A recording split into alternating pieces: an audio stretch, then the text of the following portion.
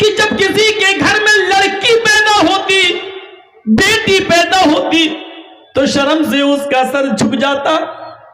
4 سال تک اپنی بچی کو پالتا پوستا بڑا کرتا، کھلاتا پلاتا، لیکن جب 4 سال کی بچی ہو جاتی تو پھر اپنی بیوی سے کہتا اس کو نہلاؤ دھلاؤ اچھے کپڑے پہناؤ.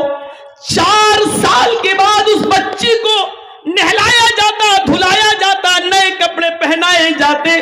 پھر باپ کہتا بیٹی چلو ہم تمہیں میلے میں لے کے جا رہے ہیں. پھر میلے میں لے کے جاتا، جنگل میں لے جاتا جہاں پہلے سے گڈھا کھدا ہوا ہوتا، اس گڈھے میں کہتا بیٹی ذرا جھانک کر دیکھو تمہیں تمہاری ماں نظر آئے گی، تمہیں تمہاری ماں دکھائی دے گی. وہ 4 سال کی گنچئی ناشگفتہ ایک کلی، ایک نابالغ بچی، وہ 4 سال کی ایک چھوٹی سی معصوم بچی اپنا ماں کا نام سنتی تو اس گڈھے میں جھانکتی کہ میری امی ہے، میری ماں ہے. دیکھیں جیسے ہی وہ اس گڈھے میں جھانک کر دیکھتی، وہ قصائی باپ، وہ پاپی باپ، وہ ظالم باپ پیچھے سے اپنی بیٹی کو دھکا دیتا، گڈھے میں گرا دیتا اور زمین کی مٹی کو اس کی اوپر ڈالنا شروع کر دیتا. وہ اپنے ننھے منھے چھوٹے چھوٹے ہاتھوں سے مٹی کو دور کرتی جاتی، لیکن کب تک کرتی؟ اس کو پاٹ دیتا پورا کا پورا، اس 4 سال کی بچی کو گاڑ دیتا. وہ چیختی اور چلاتی رہتی اور اس کی آخری آواز تک یہ ظالم باپ، یہ کرور باپ اسی جگہ پر بیٹھا رہتا.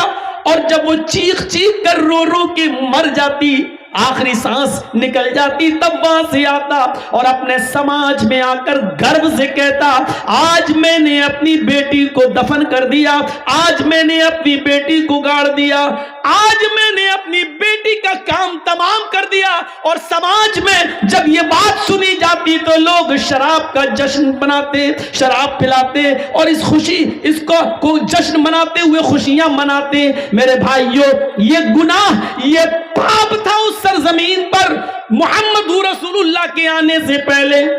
ہمارے یہاں پر بھی لڑکیاں ماری جا رہی ہیں، فرق اتنا ہے کہ وہاں پیدا ہونے کے 4 سال کے بعد مارتے، یہاں مائیں اپنے پیٹوں میں اپنی بچیوں کو مار دیتی. الٹرا ساؤنڈ پہ چیک کرایا، پتا چلا لڑکی ہے، نہیں ڈاکٹر 4 لڑکیاں پہلے سے ہیں، یہ بھی بیٹی ہے، میں تو ان کے دہیج کا انتظام نہیں کر پا رہی ہوں، اس کا کہاں سے کروں گی؟ نہیں اب مجھے بیٹی نہیں چاہیے، گرا دو، ایبورشن، آپریشن، اسقاط. اس بچی کو پیٹ کے اندر سے گرا دیا جاتا ہے. اگر یہاں کسی نے یہ جرم کیا ہے، سن لو میری بہنوں، سن لو میری قوم کی بیٹیوں، سن لو میری سماج کی ماں، اوہ سنو، اللہ کے نبی فرماتے ہیں جس عورت نے اپنے پیٹ سے کسی بچے کو گرایا، ایبورشن کرایا، اس کی عمر پیٹ میں 1 دن کی کیوں نہ ہو، 1 ہفتے کا بچہ کیوں نہ ہو، پیٹ میں 1 مہینے کا کیوں نہ ہو، 3 مہینے کا کیوں نہ ہو، 3 دن کا کیوں نہ ہو، قیامت کے دن یہ بچہ اللہ رب العالمین اس کو زندگی دے گا، اس کو ہاتھ دے گا، پیر دے گا، زبان دے گا، سر دے گا، آنکھیں دے گا، چہرہ دے گا، سب کچھ دے گا. جاء یوم القیامہ ومعلقم بین ثدیہ، یہ بچہ اپنے ماں کی دونوں پستانوں سے لٹکا ہوا آئے گا، اپنے ماں کے دونوں سینے سے لٹکا ہوا آئے گا. قیامت کے دن اس حال میں آئے گا کہ یہ بچہ اپنے ماں کی پستان سے دودھ چوس رہا ہوگا، دودھ کھینچ رہا ہوگا. اللہ رب العالمین کی آواز آئے گی، اے بچے تجھے کچھ کہنا ہے؟ بچہ اپنے ماں کی پستان کو چھوڑ دے گا، یقول چیخے گا اور کہے گا یا ربی ہذہ امی قتلتنی، اللہ یہ میری ماں ہے جس نے دنیا میں مجھے مار ڈالا تھا، اللہ یہ میری ماں ہے جس نے دنیا میں میری جان لے لی تھی، اللہ یہ میری ماں ہے جس نے دنیا میں مجھے قتل کر ڈالا تھا. اللہ یہ دنیا میں میری نہ بنی، آج آج تو اس کا مت بن, اللہ کے دنیا میں میرا خیال نہ رکھ سکی, آج تو اس کا خیال نہ رکھ. اے اللہ میری ماں کو جہنم میں ڈال دے, اللہ میری ماں کو تو جنت میں مت بھیج. اللہ اس نے دنیا میں مجھے پناہ نہ دی, دنیا میں مجھے آنے سے پہلے مار ڈالا, اے اللہ تو بھی اس کو جہنم میں بھیج. وہ بچہ اللہ سے شکایت کرے گا, اللہ میری ماں کو دنیا میں جب اس نے مجھے نہیں وجود میں لائی تو تو اس کو جنت میں کیسے بھیج سکتا ہے. اے اللہ میری ماں کو تو جہنم میں ڈال دے. وہ بچہ اپنی ماں کو اللہ سے فریاد کر کے جہنم میں بھجوا دے گا.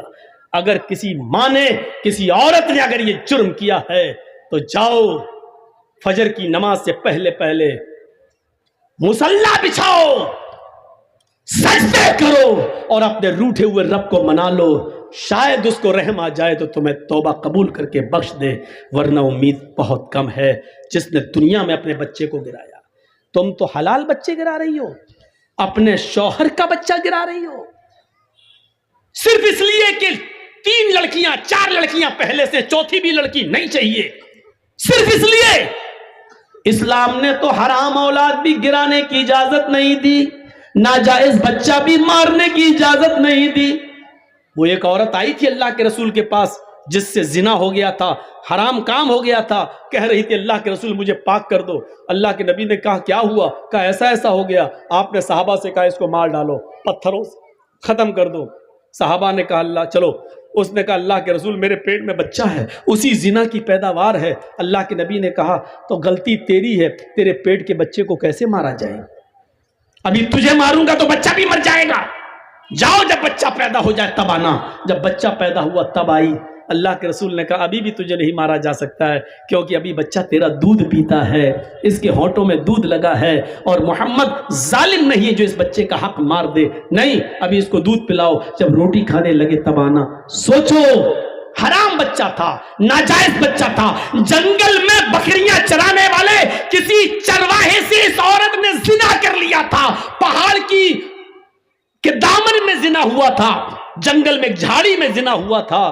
لیکن اللہ کے رسول صلی اللہ علیہ وسلم نے اس ناجائز بچے کو بھی گرانے کی اجازت نہیں دی, جبکہ اس بچے کا باپ اس دنیا میں پتہ نہیں کون ہے, نہ اس نے ایکسپٹ کیا کہ میرا بچہ ہے, اور آج تک حدیث کی کتابوں میں اس بچے کا باپ کا پتہ نہیں ہے کہ کون ہے. میرے بھائیوں ذرا تصور کرو, اللہ چاہتا تو نبی کو بتا سکتا تھا کہ اس بچے کا باپ فلاں ہے, لیکن اللہ نے بھی نہیں بتایا, اس لیے کہ کسی کا معاملہ چھپا ہے تو چھپا رہنے دو, شاید وہ توبہ کر لے اور اللہ رب العالمین اس کو معاف کر دے. لیکن اگر کسی کو معلوم ہے تو اس کو ننگا کرنے کی ضرورت نہیں ہے. اگر کسی کا عیب چھپا ہے تو اس کو چھپانے کی کوشش کرو, کسی کی برائی چھپی ہے تو چھپاؤ, اس کو اجاگر مت کرو, اس لیے کہ توبہ کے دروازے کھلے ہوئے ہیں. اللہ رب العالمین کب کس کو بخش دے اور کس کو معاف کر دے. میری بہنوں, میری ماں, میری قوم کی بیٹیوں, سنو, جب ناجائز بچے کو گرانے کی اجازت نہیں ہے تو حلال بچہ, جائز بچہ, اس کو کیسے گرایا جا سکتا ہے؟ یہ اندھیرا تھا عرب کی سرزمین پر.